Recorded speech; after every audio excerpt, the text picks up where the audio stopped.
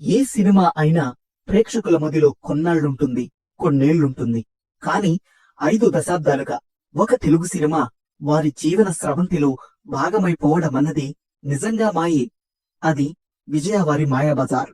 ఈ సినిమాను పదుల సంఖ్య నుంచి ప్రారంభించి వందల సంఖ్య దాకా చూసిన వారున్నారనడంలో ఎంతమాత్రం అతిశయోక్తి లేదు. సినిమా హీరోలకు అభిమాన సంఘాలు ఉన్నట్టే మాయాబజార్ కూడా తెలుగునాట అభిమాన సంఘాలున్నాయి. ఏ ఇంట్లో అయినా, ఏ తరంలో అయినా ఈ సినిమాను చూడని మనిషంటూ మనకు కనిపించరు. తెలుగు సినిమా సాంకేతికంగా ఎంత ఎదిగినా మాయాబజార్ ముందు బలిచక్రవర్తిలా మోకరిల్లవలసిందే. ఏ విషయంలో చూసినా తనకు సాటి లేదనిపించుకున్న ఆ మర్చిపోలేని కళాఖండం గురించి ఆసక్తికర విశేషాలు మీకోసం. విజయవారి వినోదాల పందిరు నుంచి తెలుగు ప్రేక్షకులు అందుకున్న 6వ సినిమా ఇది. అంతకు ముందు సినిమాలు షావుకారు, పాతాళ భైరవి, పెళ్లి చేసి చూడు, చంద్రహారం, మిస్సమ్మ. షావుకారు కళగా సంతృప్తిని మిగిల్చింది, కాని కాసులు మిగల్లేదు. పాతాళ భైరవి పుష్కలంగా కాసులు పండించింది. ఆ స్థాయిలో కాకపోయినా పెళ్లి చేసి చూడు కూడా బాగానే అర్జించి పెట్టింది. చంద్రహారంతో బడ్జెట్ కూడా తిరిగి రాలేదు. మిస్సమ్మ మళ్లీ ఖజానాను కలకల్లాడించింది. షావుకారు, పెళ్లి చేసి చూడు, మిస్సమ్మ సినిమాలకు ఎల్వి ప్రసాద్ దర్శకుడు. పాతాళ భైరవికి కెవి రెడ్డి, చంద్రహారంకు కమలాకర కామేశ్వరరావు. పాతాళ భైరవి తరువాత కెవి రెడ్డి గారు మళ్లీ విజయవారికి సినిమా చేయవలసి ఉన్నా ఆయన అంతకు ముందే మాట ఇచ్చి ఉండటం వల్ల అన్నపూర్ణ వారి దొంగరాముడుకు పనిచేశారు. ఆ సినిమా 1955 అక్టోబర్ 1వ తేదీన విడుదలైంది. పెద్ద విజయం సాధించింది. రెడ్డి గారు మళ్లీ విజయవారికి కొత్త సినిమా పని ఆరంభించారు. ఈసారి పౌరాణికం, శశిరేఖ పరిణయం. తెలుగులో అంతకు ముందు ఈ సినిమా ఒకసారి వచ్చింది. ప్రేక్షకులను అమితంగా అలరించే వినోదం ఈ కథలో పుష్కలంగా ఉన్నందున మళ్లీ అదే సబ్జెక్టు ఎన్నుకున్నారు కెవి రెడ్డి గారు. సుమారు 1 ఏడాది పాటు అన్ని విషయాలలోనూ సాకల్యంగా చర్చిస్తూ సినిమా స్క్రిప్ట్ చాలా పకడ్బందీగా పూర్తి చేసుకువచ్చారు. ఇంతలో పిడుగుపాటు లాంటి వార్త. సినిమా పనులు ఆపేయమన్నారంటూ ప్రొడక్షన్ మేనేజర్ ద్వారా రెడ్డి గారికి కబురు. కారణం మరేమీ లేదు, ఇది చాలా పెద్ద ప్రాజెక్టు. తెలుగు సినిమా పరిశ్రమలో ఆనాడు ఉన్న పెద్ద తారలందరినీ పెడితేనే కాని నిండుదనం రాని సబ్జెక్టు ఇది. విజయవారు అంతకు ముందు ఇలాగే భారీ ఎత్తున తీసిన చంద్రహారం బాక్సాఫీసు దగ్గర బొక్కబోర్లా పడింది. 52 ఏళ్ల క్రితమే ఆ సినిమాకు 25 లక్షలు ఖర్చు పెట్టారు. వాహిని మైదానంలో కోట సెట్టు వేసినప్పుడు సుమారు 1000 మంది కార్మికులు పనిచేశారు. చందన కుమారుడి పుట్టినరోజు వేడుకలు చిత్రించడానికి ఆ రోజుల్లోనే 4 కెమెరాలు వాడారు. కాని కథలో పసలేక సినిమా కూడా పోయింది. ఇప్పుడు రెడ్డి గారు మళ్లీ భారీ ఎత్తున ప్రణాళిక గీస్తున్నారు. తూగగలమా? ఇది విజయాధినేతల సంశయం. సినిమా ఆగిపోయిందన్న వార్త చెన్నపట్నమంతా దావానలంలా వ్యాపించింది. అప్పట్లో విజయతో పాటు భారీ ఎత్తున సినిమాలు తీస్తున్న సంస్థలు ఏవిఎం, జెమినీ మాత్రమే. ఏవిఎం అధినేత మెయ్యప్పన్ వెంటనే విజయవాడలోని విజయ పిక్చర్స్ డిస్ట్రిబ్యూషన్ సంస్థ అధినేత పూర్ణచంద్రరావుకు కబురు చేసి మదరాసు పిలిపించారు. విజయవారు ఈ సినిమా తీయలేకపోతే తాము తీస్తామని, కేవి ఎంత పారితోషికం అడిగినా ఇచ్చేందుకు సిద్ధమేనని చెప్పారు. కేవి చెవికి ఈ విషయం వెళ్ళింది. కోట్లు ఇచ్చినా ఇంకొకరికి తీసేది లేదని ఆయన ఖరాఖండిగా చెప్పేశారు. తరువాత మరో 2 తమిళ సినిమా నిర్మాతల దగ్గర నుంచి కూడా కేవికి ఇలాంటి ప్రతిపాదనలే వచ్చాయి. ఇవన్నీ నాగిరెడ్డి, చక్రపాణిల చెవినా పడ్డాయి. వాళ్లు అప్పుడు పునరాలోచనలో పడ్డారు. అసలు సినిమాకు ఎంత బడ్జెట్ అవుతుందో చెప్పవలసిందిగా కెవి రెడ్డికి కబురు పంపారు. కేవి కథా చర్చలప్పుడే ఏ వేషానికి ఎవరు అన్నది నిర్ణయం చేసుకుంటారు. వాళ్ళ ఆహార్యం, సెట్స్, అన్ని విషయాలు అప్పుడే ఖరారైపోతాయి. అంచేత ఆయన వెంటనే తన అసిస్టెంట్లను, రచయిత పింగళ్ని కూర్చోబెట్టుకుని సినిమా బడ్జెట్ లెక్కగట్టి వీళ్ళిద్దరికీ పంపించారు. అంతకు మించి రూపాయి ఎక్కువైనా తను పెట్టుకుంటానని తేల్చి చెప్పారు కూడా. నాగిరెడ్డి, చక్రపాణిలకు ధైర్యం చేద్దామనిపించింది. పచ్చజెండా ఊపారు. రథం కదిలింది. తెలుగు, తమిళ భాషల్లో ఏకకాలంలో మాయాబజార్ షూటింగ్ ఆరంభమైంది. ఎస్వీఆర్, ఎన్టీఆర్, సావిత్రి, ఋష్యేంద్రమణి, సంధ్య వీళ్లు తప్ప తక్కిన వారంతా తెలుగులో వేరు, తమిళంలో వేరు. ముందు తెలుగు వర్షన్ షూటింగ్, ఆ వెంటనే తమిళం షూటింగ్. శకుని పాత్ర తెలుగులో సిఎస్ఆర్, తమిళంలో నంబియార్ చేశారు. సత్యపీఠం ఎక్కి తన మనసులో మాటను చెప్పే ఘట్టాన్ని సిఎస్ఆర్ఐ సింగిల్ షాట్ లో తీశారు. మొదట్లో టేక్ ఓకే అయింది. వెంటనే తమిళంలో నంబియార్ తీస్తే 4 టేకులు తిన్నారు. దానికి కేవీ రెడ్డి, ఏమి నంబియార్ గారు, మీరేమి చాలా పెద్ద నటులని, సమర్థులని బుక్ చేశాం అన్నారు. దాంతో నంబియార్ బోరున ఏడ్చేశాడు. కేవీ రెడ్డి ఓదార్చేదాకా ఏడుపు మానలేదు. ఈ చిత్రానికి సంగీత దర్శకుడుగా తొలుత సాలూరు రాజేశ్వరరావుని ఎన్నుకున్నారు. 4 పాటలకు బాణీ కట్టిన తరువాత కారణాంతరాల వల్ల సాలూరు పక్కకు తప్పుకున్నారు. రాజేశ్వరరావు స్వరపర్చిన ఆ 4 పాటలు నీవేనా నన్ను తలచినది, లాహిరి లాహిరి లాహిరిలో, చూపులు కలిసిన శుభవేళ, నీకోసమే నే జీవించున్నది. రాజేశ్వరరావు చేసిన వరసలకు వాద్య విన్యాసం మేళవించడము, పాటల రికార్డింగు ఘంటసాల చేశారు. సినిమాలో తక్కిన పాటలు, పద్యాలు అన్నింటికీ ఘంటసాలే సంగీతం సమకూర్చారు. తెలుగు పాటల వరుసల్లోనే తమిళ పాటల్ని కూడా ఘంటసాలే సమకూర్చారు. టైటిల్స్ లో సాలూరి రాజేశ్వరరావు పేరు వేద్దామని ఘంటసాల అంటే దానికి చక్రపాణి 4 పాటలు మాత్రమే ఆయన చేసింది. మిగిలినదంతా మీరే చేశారు కదా, అందుకే ఆయన పేరు వేయనక్కర్లేదు అని అనేశారు. ఈ సినిమాలోని పాటలు పరిశోధన చేయదగినంత ఉత్తమ శ్రేణి గీతాలు. ఆబాలగోపాలాన్ని ఈ తరం వరకు కూడా అలరించగలిగినంత చక్కదనం, చిక్కదనం, తీయదనం ఈ పాటలకి సొంతం. ఈ పాటలు ఎంతలా ప్రేక్షకాదరణ పొందాయో ఆయా పాటల పల్లవులు సినిమా టైటిల్స్ గా రావడం బట్టి అర్థం చేసుకోవచ్చు. జంధ్యాలకు ఈ సినిమా అంటే పంచప్రాణాలు. అందుకే ఆయన సినిమా టైటిల్స్ అహనా పెళ్ళంట, చూపులు కలిసిన శుభవేళ, వివాహ భోజనంబు ఈ చిత్రంలోని పాటల పల్లవులే. మాయాబజార్ చిత్రాన్ని విజయ వారు మొదట తెలుగులో శశిరేఖా పరిణయం పేరిట, తమిళంలో వత్సల కళ్యాణం పేరిట విడుదల చేయాలనుకున్నారు. కాని మాయాబజార్ పేరుకున్న పాపులారిటీని దృష్టిలో పెట్టుకుని ఆ పేరే ఖాయం చేశారు. బజార్ అన్నది తెలుగు మాట కాదు. చిత్రానికి ఆ పేరు పెట్టినా చిత్రంలో ఎక్కడా బజార్ అన్న మాట రాకుండా జాగ్రత్త పడ్డారు. తెలుగు మాయాబజార్ విడుదలైన 15 రోజులకు అంటే 12 ఏప్రిల్ 1957న తమిళ మాయాబజార్ విడుదలైంది. 1936లో వచ్చిన మాయాబజార్లో తొలిసారిగా పరిచయమైన శాంతకుమారి శశిరేఖగా చేసిన అల్లరిని అప్పటి సినీ అభిమానులు మరువలేదు. అందుకే విజయ వారి మాయాబజార్లో శశిరేఖ అల్లరిని ఇంచుమించు అలాగే ఉంచారు.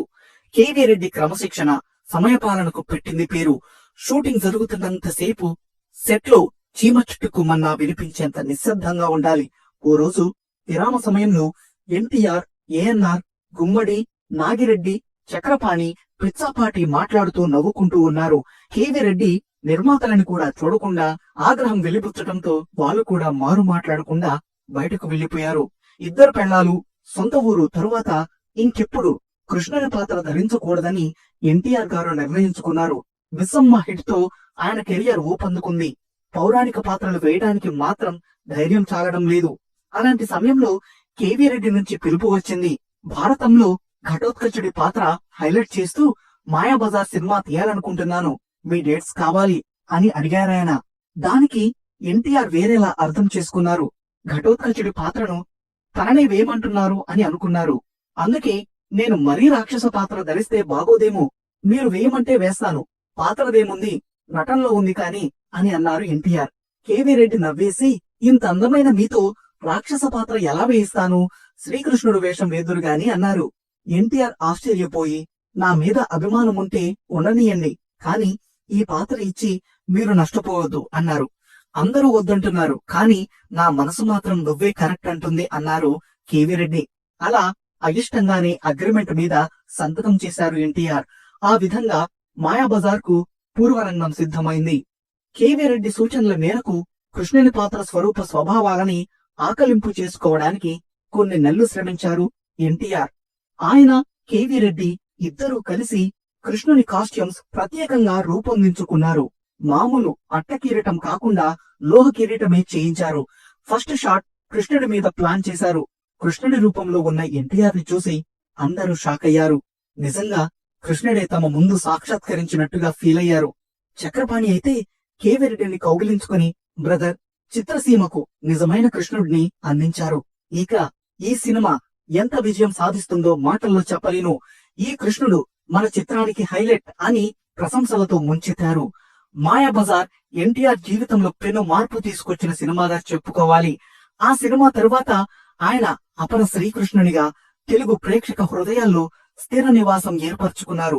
దాదాపు 25 ఏళ్లలో 18 సినిమాలలో ఆయన కృష్ణుని పాత్ర ధరించి మెప్పించగలిగారంటే అంతకు మించి ఆయన నట వైదుష్యం గురించి ఏం చెప్పగలం.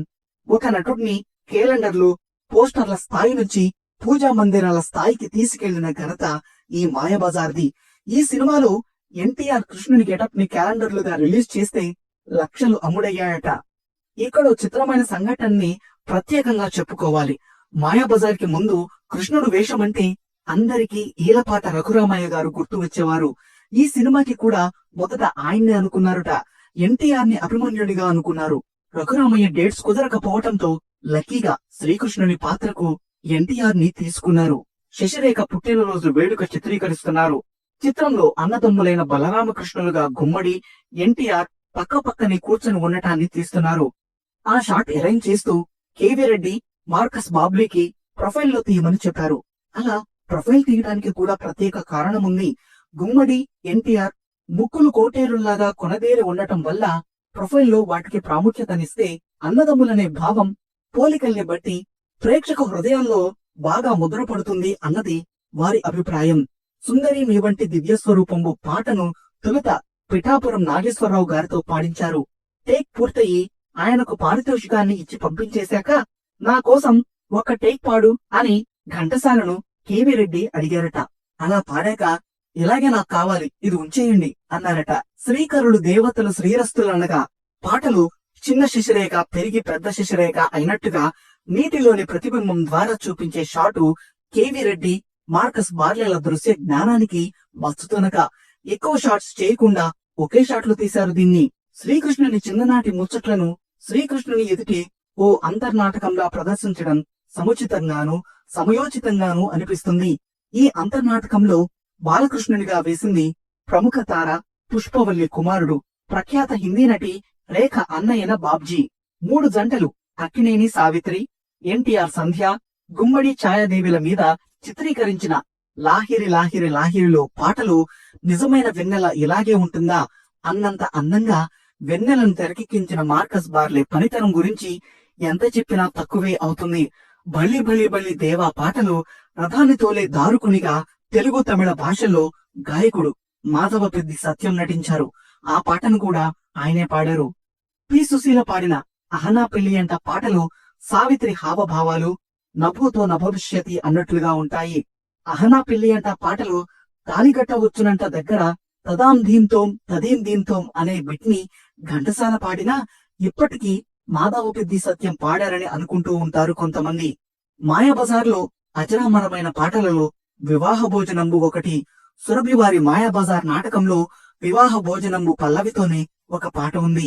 1935 మాయాబజార్ తో పాటు ఈ మాయాబజార్ కూడా ఆ పాటను దగ్గరకు తీసుకోక తప్పలేదు.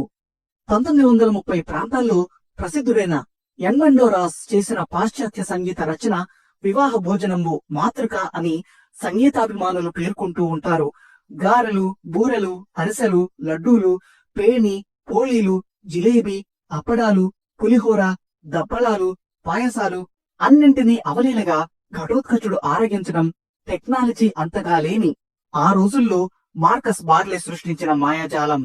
వివాహ భోజనంబు పాటలో ఎస్వీఆర్ అభినయం, ఆ అభినయానికి తగిన మాధవ పెద్ది సత్యం గల మాధుర్యం చెప్పనలవి కానివి. మాధవ పెద్దికి విశేష ఖ్యాతినార్జించి పెట్టిన పాట అది. ఆయన చేసిన వేలాది కచేరీలలో ఈ పాట తప్పనిసరిగా పాడేవారు. ఘంటసాల కూడా ఈ పాటను తమ కచేరీలలో పాడిన సందర్భాలు కూడా ఉన్నాయి. ఈ పాటను మాధవ పెద్ది చేత వారం రోజులు సాధన చేయించారుట ఘంటసాల. ఇదే పాటను తమిళ వర్షంలో తిరుచి లోకనాథన్ అనే గాయకుడు పాడగా అతని గొంతు పుండై 3 రోజులు భోజనం కూడా చేయలేకపోయారట. ఈ పాట ఎంత పాపులర్ అంటే ఏ చిత్రంలోనైనా విందు భోజనాలు చేస్తున్నప్పుడల్లా ఆ ట్యూనే వినిపిస్తూ ఉంటుంది నేటికి కూడాను. తెలుగులో పింగళి పాటలు రాస్తే తమిళంలో తంజే రామయ్య దాస్ రాశారు. పాతాళ భైరవితో విశేష పేరు ప్రఖ్యాతులు సంపాదించుకున్న ఆయన విజయవారి ఆస్థాన తమిళ రచయితగా ఉండేవారు. కథేమో మహాభారత పాత్రలతో నడిచేది. పాండవులకు యాదవులకు వియమేర్పడే ఇతివృత్తం కాని సినిమా మొత్తంలో పాండవులను చూపించే అవసరమే లేకుండా స్క్రీన్ ప్లే తయారు చేశారు కేవీ రెడ్డి. ఈ కథ తాలూకు అంశాలు అటు మహాభారతంలో గాని ఇటు అష్టాదశ పురాణాల్లో గాని కనిపించకపోవచ్చు. లాహిరి లాహిరి లాహిరిలో పాట అంతా ఒక దగ్గరే జరిగినట్టు ఉంటుంది కానీ 3 వేరువేరు చోట్ల 3 వేరువేరు సమయాల్లో తీశారు. లాంగ్ షాట్లు అవుట్డోర్ లోను, క్లోజప్లు బ్యాక్ ప్రొజెక్షన్ లోనూ తీశారు. పగటి వేళలోనే వెన్నెల కిరణాలు ఉన్నట్లుగా నదిని, వెన్నెల్లో తలతల్లాడిపోతున్న పొడవాటి తెల్లగడ్డి సెట్టు బ్యాక్ ప్రొజెక్షన్ లో క్లోజప్ గా తీసి కలిపి చూపించారు. అయినా క్వాలిటీలో ఏ లోపము కనిపించదు. విజయ వారి సినిమాకి మార్కస్ బార్లే అందించిన సేవలు అపూర్వం. ఆయనతో పని చేయించుకోవడం కొంచెం ఖరీదైన వ్యవహారం కింద లెక్క. సెట్ పూర్తయ్యాక ఆయనకో రోజు వదిలేస్తే పలు రకాల లైటింగ్ లో ఆ ఖాళీ సెట్ ను ఫోటోలు తీసి ఆ నెగటివ్లను డెవలప్ చేసి చూసుకున్నాక గాని షూటింగ్ కి ఓకే అన్నారు. స్క్రీన్ ప్లే విషయంలో సినీ ప్రియులు దీన్నొక్క శాస్త్రంగానే భావించాలి. అంత పెద్ద కథను ఏమాత్రం గందరగోళం లేకుండా ఆద్యంతం హాస్యభరితంగా తీర్చిదిద్దడంలో దర్శకులు కెవి రెడ్డి, రచయిత పింగళి నాగేంద్రరావు కనబరిచిన ప్రజ్ఞ ప్రశంసనీయం. అభిమన్యునితో యుద్ధం చేయడానికి ఘటోత్కచుడు ప్రత్యక్షమవుతూ మాయమవుతూ ఉన్న సన్నివేశంలో వినిపించిన నేపథ్య సంగీతాన్ని తిరిగి కెవి రెడ్డి తన సొంత చిత్రం శ్రీ కృష్ణార్జున యుద్ధంలో ఉపయోగించుకున్నారు. అసలు ఈ సినిమాకి ప్రాణం ఫోటోగ్రఫీ అంటే అతిశయోక్తి కాదేమో. దురహంకార మదాంధులై అనే పద్యం ముందు వచ్చే విన్నాను మాతా విన్నాను అనే పొడవాటి డైలాగు మాధవ పెద్ది సత్యం చెప్పినా ఇప్పటికీ చాలా మంది ఎస్వీఆర్ ఆ డైలాగ్ చెప్పారనుకుంటారు. ఆ పద్యం ఎస్వి రంగారావు పాడినట్లుగా ఉండాలని రికార్డింగ్ టైంలోనే ఆ డైలాగ్ ని మాధవ పెద్ది సత్యంతో ఒకసారి చెప్పించి ఆ తరువాత పద్యాన్ని పాడించారు కెవి రెడ్డి.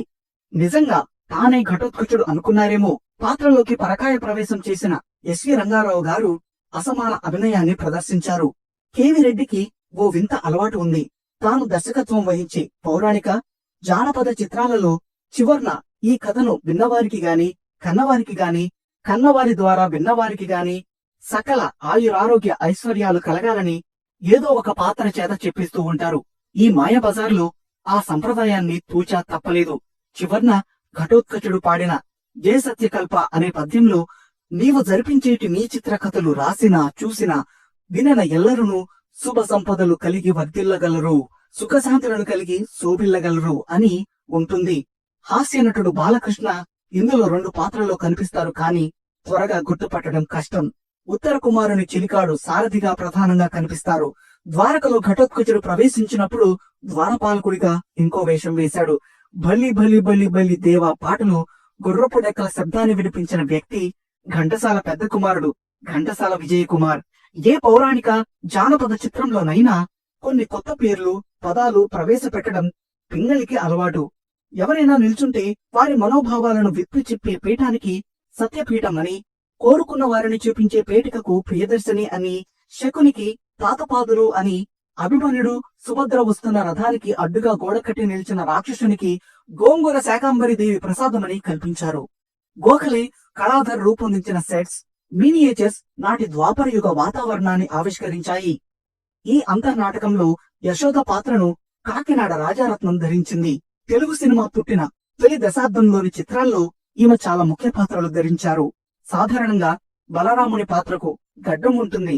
తమిళంలో ఆ పాత్ర పోషించిన బాలసుబ్రహ్మణ్యంకు గమ్ అలర్జీ ఉండటంతో గడ్డం పెడితే విలవల్లాడిపోయేవారు.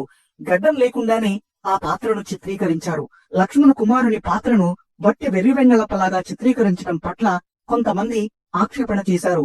దానికి పింగళి జవాబిస్తూ లక్ష్మణ కుమారుడు ధీరుడనో సూర్యుడనో మహాభారతంలో లేదు, అతనిది పెద్ద పాత్ర కూడా కాదు, అందుకే అతని పాత్రను హాస్య పాత్రలు చేసి అలా మలిచాం, అదేం తప్పు కాదు అని చెప్పారు. ఈ సినిమాను 10 ఏళ్ల క్రిందట సిఫియా రంగుల సినిమాగా రూపొందించారు. అది కూడా ఓ ఆకర్షణే.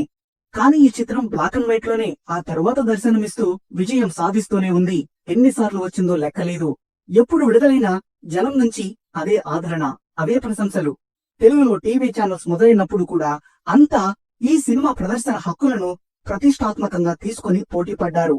అలా అంతమందిని అన్నేళ్లుగా మాయాబజార్ అలరిస్తూ రావటానికి ప్రధాన కారణం అందులో కళా వ్యాపారం కూడా కమనీయంగా ముడిపడటమే అంటారు చలనచిత్ర పండితులు.